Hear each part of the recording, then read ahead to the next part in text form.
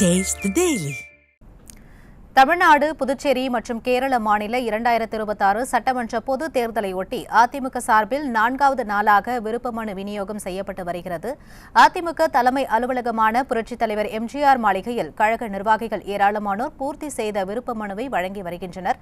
கூடுதல் விவரங்களை தலைமை செய்தியாளர் ஜெயக்குமார் வழங்க கேட்கலாம். வணக்கம் ஜெயக்குமார், விவரங்கள் என்ன?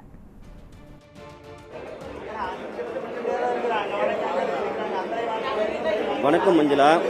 அனைத்திந்திய அண்ணா திராவிட முன்னேற்ற கழகத்தினுடைய தலைமை கழகமான சென்னை ராயப்பேட்டையில் இருக்கக்கூடிய புரட்சித் தலைவர் எம்ஜிஆர் மாளிகையில் 4வது நாளாக 2026 சட்டமன்ற தேர்தலை முன்னிட்டு தமிழ்நாடு, பாண்டிச்சேரி, கேரள மாநிலங்களுக்கான விருப்ப மனுக்கள் 4வது நாளாக அளிக்கப்பட்டு வருகிறது.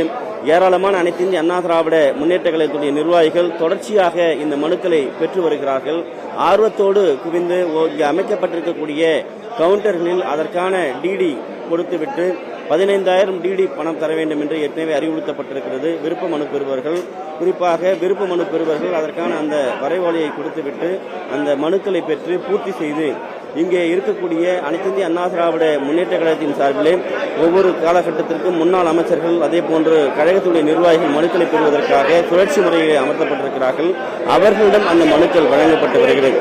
விறுவிறுப்பாக ஆர்வத்தோடு அனைத்திந்திய அண்ணா திராவிட முன்னேற்ற கழகத்துடைய நிர்வாகிகள் தமிழகம் முழுவதும் இருக்கக்கூடிய 82 மாவட்டங்களைச் சேர்ந்த மாவட்ட கழக செயலாளர்கள், நாடாளுமன்ற சட்டமன்ற உறுப்பினர்கள், அதே போன்று அனைத்திந்திய அண்ணா திராவிட முன்னேற்ற கழகத்தினுடைய ஒவ்வொரு பகுதியில் இருக்கக்கூடிய பேரூராட்சி, அதே போன்ற கிளைக்கழகம், பகுதி, வட்டம், ஒன்றியம் உள்ளிட்ட பல்வேறு நிர்வாகிகள் ஆர்வத்தோடு இந்த பூர்த்தி செய்யப்பட்ட விண்ணப்பங்கள் மனுக்களை அனைத்திந்திய அண்ணா திராவிட முன்னேற்ற கழகத்துடைய பொதுச் செயலாளர் தங்கள் தொகுதியிலே போட்டியிட வேண்டும் என்கிற விருப்ப மனுக்களையும், அதே போன்று கழகத்தினுடைய நிர்வாகிகள் தாங்கள் போட்டியிடுவதற்கான அந்த விருப்ப மனுக்களையும் தொடர்ச்சியாக அளித்து வருகிறார்கள். இந்த அனைத்திந்திய அண்ணா திராவிட முன்னேற்ற கழகத்துடைய தலைமை கழகம் தொடர்ந்து விழாக்கோலம் கொண்டிருக்கிறது.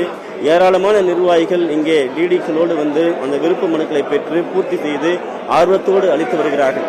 2026 சட்டமன்ற தேர்தலிலே அனைத்திந்திய அண்ணா திராவிட முன்னேற்ற கழகம் ஆட்சி அமைக்க வேண்டும், தமிழகத்திலே இருக்கிற இருண்ட ஆட்சி அகல வேண்டும், தீய சக்தி திமுக ஆட்சி விரைவில் வீட்டுக்கு அனுப்ப வேண்டும் என்கிற அந்த ஆர்வத்தை வரக்கூடிய நிர்வாகிகளுடைய முகத்தில் காண முடிகிறது. புத்துணர்ச்சியோடு எழுச்சியாக இந்த மனுக்களை பெற்று பூர்த்தி செய்து அவர்கள் வழங்கி வருகிறார்கள்.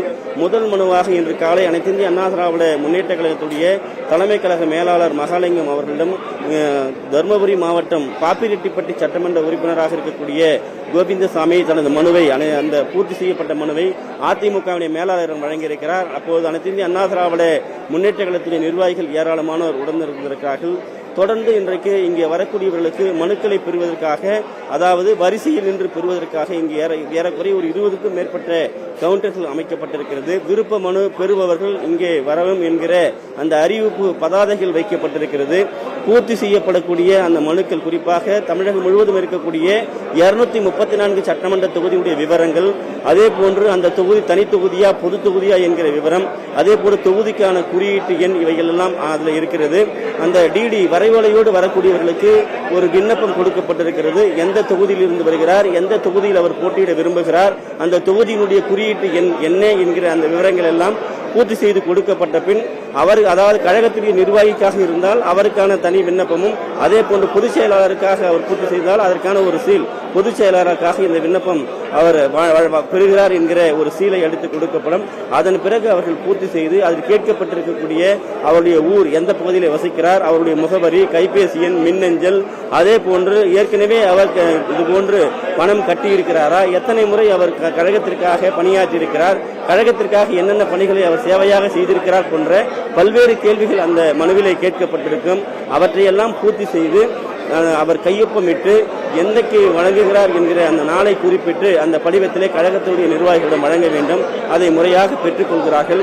அனைத்திந்திய அண்ணா திராவிட முன்னேற்ற கழகத்துடைய தலைமை கழகம் தற்போது நாம் இருக்கக்கூடிய இந்த மனு வழங்கக்கூடிய பகுதியிலே பார்க்கலாம். ஏராளமான இந்த கழக நிர்வாகிகள், மகளிரும் அதே போன்று ஆண்களும் குவிந்திருக்கிறார்கள். அந்த மனுக்களை கொடுக்கிற பொழுது உற்சாகத்தோடு அனைத்திந்திய அண்ணா திராவிட முன்னேற்ற கழகத்துடைய பொதுச் செயலாளர் எடப்பாடியார் வாழ்க என்கிற முழக்கங்களோடு அந்த மனுக்கள் வழங்கப்பட்டு வருகிறது. 4வது நாளாக அனைத்திந்திய அண்ணா திராவிட முன்னேற்ற கழகத்துடைய தலைமை கழகத்திலே ஏராளமான அதிமுக நிர்வாகிகள் குவிந்து மனுக்களை பெற்று பூர்த்தி செய்து ஆர்வத்தோடு சமர்ப்பித்து வரக்கூடிய அந்த காட்சிகளை நாம் பார்த்து வருவது குறிப்பிடத்தக்கது. மஞ்சுளா.